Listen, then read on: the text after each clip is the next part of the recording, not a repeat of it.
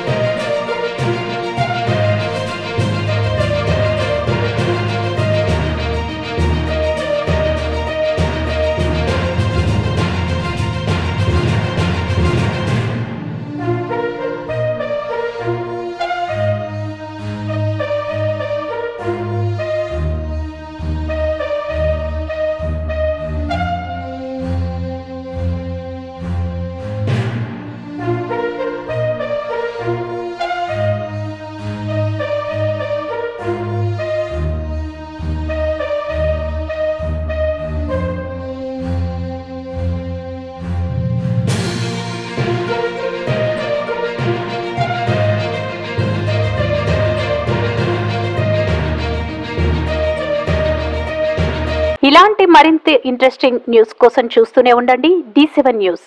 ఒక్క నిమిషం ఆగండి. D7 న్యూస్ ని లైక్ చేసి షేర్ చేసి సబ్స్క్రైబ్ చేయండి.